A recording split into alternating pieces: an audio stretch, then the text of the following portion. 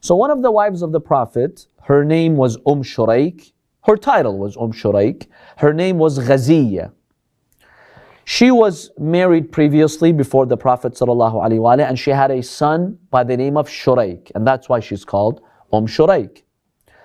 And then her husband died after that, so she married the Prophet ﷺ. And it has been reported by some accounts that she's the one who wahabat nafsaha lin-nabi. She's the one who proposed to the Prophet and wanted to be his wife, and he accepted. It's not really clear from which tribe she comes, from which Arab tribe. Some say Bani al-Najjar, some say the tribe of Khazraj, some say Bani Ghifar, right? Abu Dhar al-Ghifari was from Bani Ghifar. But many historians believe she was from Quraysh, the Quraysh tribe of Mecca, from the tribe of Bani Mu'is ibn Amir ibn Lu'ay. So you know, Quraysh was a collection of tribes, right? And one of those sub-tribes were called Bani Mu'is ibn Amir ibn Lu'ay. So a lot of historians believe Shurayk came from this particular Qurayshi sub-tribe. Now, Ibn Abbas narrates that she became a Muslim in Mecca along with her husband. Her husband's name was Abu Akar al-Dusi. Abu Akar al-Dusi. Some sources indicate that her husband migrated to Medina, whereas she had to stay behind in Mecca. So she started to preach Islam by visiting Meccan women and advocating for Islam secretly. Like she became a silent caller to the religion of Islam. Now suddenly the Meccans came to know, wait a minute, this woman, Shurayk, she's doing da'wah here? She's preaching Islam? So they started to threaten her.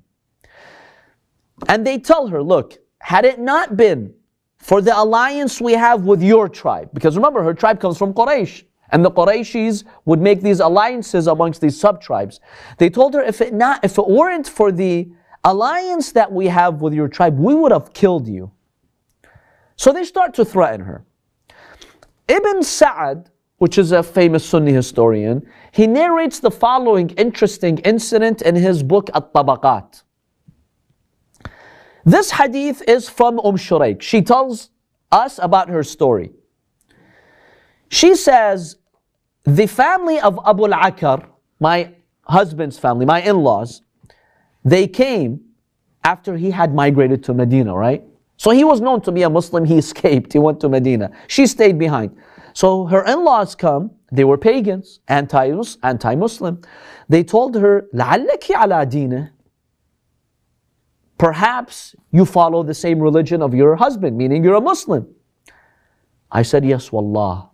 I am on the path of my husband. I'm a Muslim. They said, okay, then we'll subject you to a severe punishment. So she said, they took me and they wanted to travel, to take me to the middle of the deserts. And they decided to dehydrate me. So what did they do?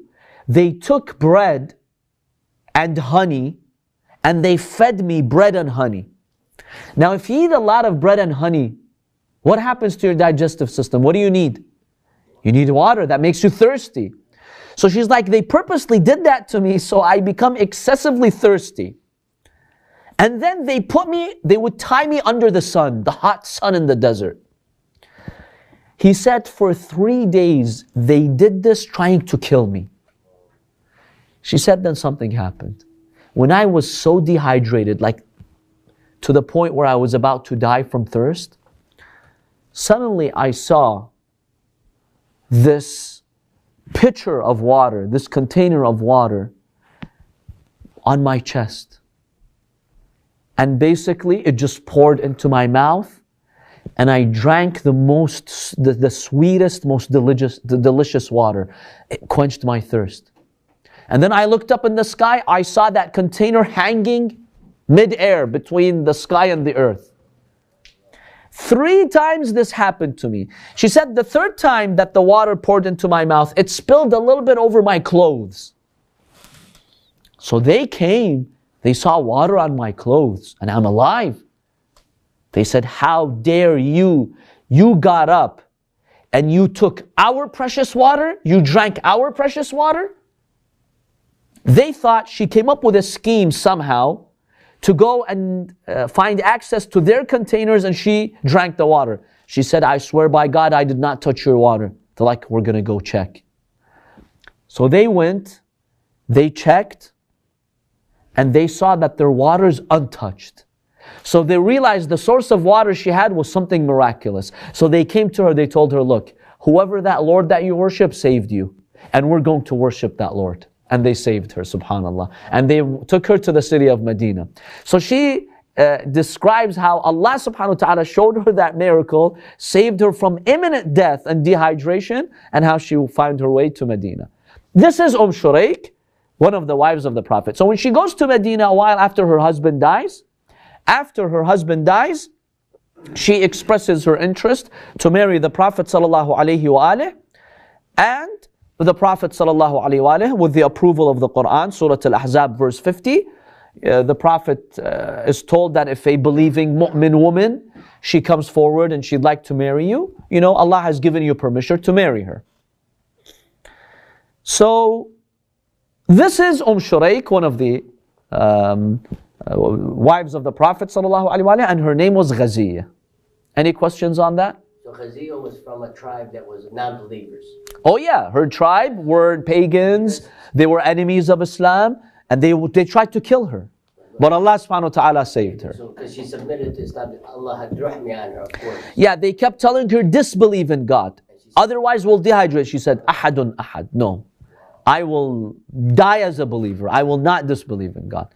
So that iman paid off. Allah saved her, and she had the honor of being the wife of the Prophet sallallahu alaihi wasallam. Her husband left escaping. Her husband went to Medina escaping. Yeah, so he escaped Mecca, he went to Medina, Muhajir. Later she joined him. Remember, after Allah saved her, she joined him. But then in Medina, not too long after he died. So after he died, she married the Prophet sallallahu alaihi wasallam. So yeah, he had escaped Mecca to go to Medina because his life was in danger too, because he became a Muslim.